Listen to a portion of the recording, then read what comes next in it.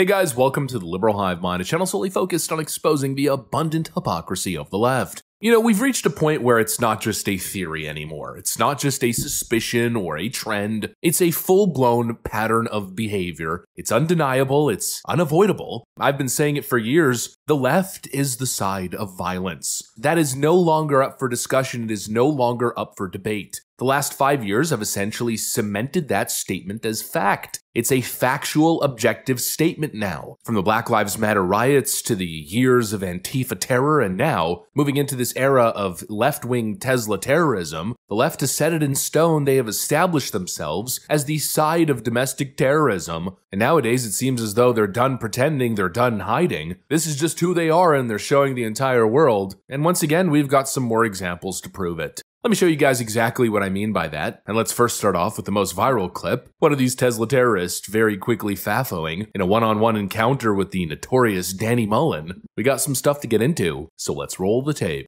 Alright folks, so let's start off with the most ridiculous one. We've got some deranged leftist who assaults Danny Mullen, seemingly totally unprovoked, and let's just say it didn't exactly end well for this little leftoid. Sir, we have tiny dicks and that's why we support this Okay.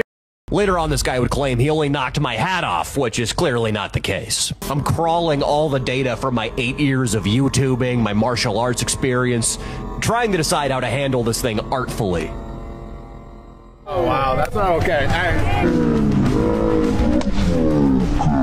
To quote King Theoden, so it begins. Okay. Oh, wow, that's not okay.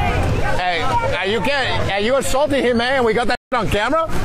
Now you're gonna go down. Now it's gonna be a problem for you, man. This guy's pushing on his face, trying to free him. All these people had a primitive understanding that something bad was happening, so they're just trying to push and pull on various body parts, hoping to alleviate pressure. But I wasn't torquing this hard enough to actually put the guy to sleep. My plan was catch and release from the beginning.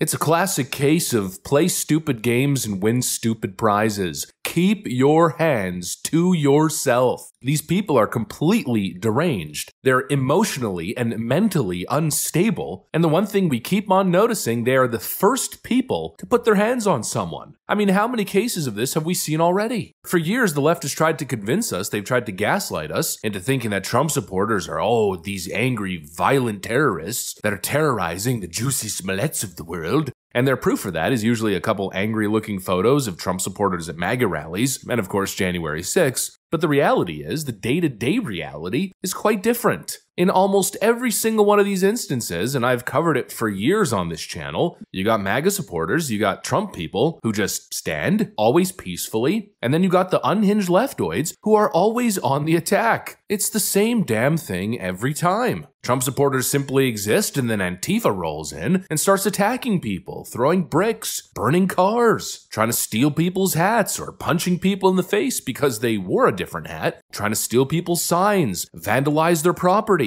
or the endless instances, seeing people getting punched in the face or physically assaulted simply for having a MAGA hat on. You know, the dynamic between the two groups at this point has been well established. Trump supporters aren't looking for trouble. They believe in the First Amendment and they simply just want to express their views, and the other side cannot handle that. They cannot handle other people having different viewpoints. They're intolerant, they're bigoted. Most importantly, it's bigotry mixed with mental instability and this idea that they've been brainwashed with, that MAGA supporters are Nazis, and so they lose control, they go red in the eyes, red in the face, and they're always on the attack. It's unbelievable, and the most unbelievable part is that most of the time, these individuals engaging in violence tend to not be, let's just say, physically gifted. And that, of course, is how we find ourselves with viral instances like this, which, of course, the left is going to demonize Danny Mullen and claim that he was the aggressor, but we very clearly saw that he got hit in the face first, and then simply reacted to subdue the individual, who was acting like a crazed lunatic. And it also reminds me of that Proud Boys incident. I believe it was in New York, I can't exactly remember. You guys remember that Proud Boys and Antifa brawl? That was the whole situation that built the premise that leftoids were pushing in their attempts to label the Proud Boys as this violent extremist organization. But even in that case, we know for a fact that the Proud Boys were defending themselves. They were ambushed by Antifa, they defended themselves successfully, and then they were charged and ran through court, and this whole narrative was built. But of course the media didn't tell you that. No, of course not. But it just adds to the argument. The dynamic is the right exists, the left attacks. It's a pattern, and really it's not even as if they're hiding it. You know, they pretty much do it openly. Just go to any Bernie Sanders or Alexandria Ocasio-Cortez rally, like their most recent Elon Musk is an oligarch tour.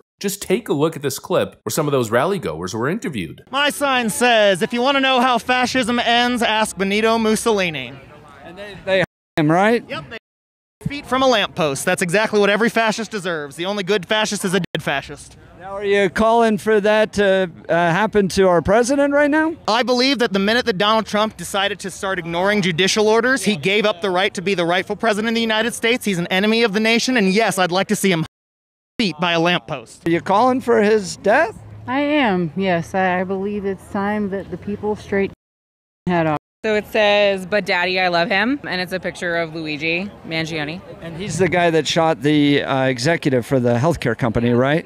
Yeah, the CEO of the healthcare company. But you wouldn't necessarily call for violence, would you? Are you supporting violence? So I personally don't, but if that's what we need to do for people to listen, then that's what we need to do. These people are out here calling for violence, celebrating it, rationalizing it. They are the side of domestic terrorism. And of course, they don't just talk about it, they don't just rationalize it, and they don't just engage in petty acts like the Danny Mullen situation. No, some of these individuals engage in heinous attacks. Here's the last topic we're going to cover. You know, just vehicular assault, targeting a Trump and Elon supporter. A 70-year-old man was arrested after Meridian police say he hit another man with his car during today's demonstrations at the Tesla dealership in Meridian. Police say 70-year-old Christopher Talbot of Meridian made an obscene gesture towards a counter-protester and then hit him with his car. Police say the victim had been driving a truck with pro-Trump flags and had just parked and gotten out of his car when Talbot hit him. The victim drove himself to the hospital where he was treated and released. Police say the victim recorded Talbot's license plate and officers arrested Talbot at his home.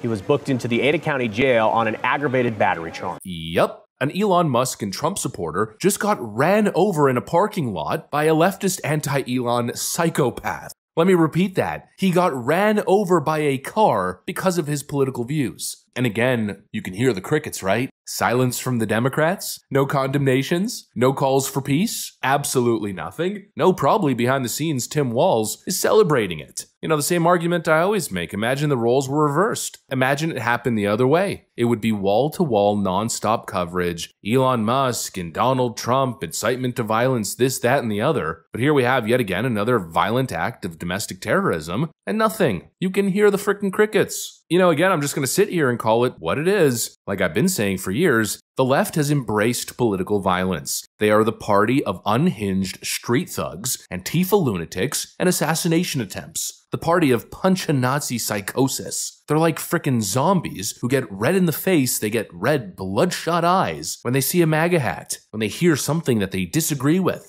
Clearly, they have no argument. They live in some fantasy world where the Nazis are taking over, and so they resort to acts of violence. The Democrat Party is the party of domestic terrorism, and they prove it nearly every single day. And it's no wonder we say stuff like leftism is a mental disorder. What else are we supposed to say when these people are viciously attacking people, running people over with their cars, acting like complete deranged psychopaths? What else are we to say? At this point, it's not even just a catchy partisan talking point. It's not hyperbole. It seems to be a proper diagnosis. Anyways, that's pretty much what I got for you guys on this one. Hopefully you enjoyed the video. If you did, make sure to leave a like and possibly subscribe to the channel. Thanks for watching, and I'll see you on the next one.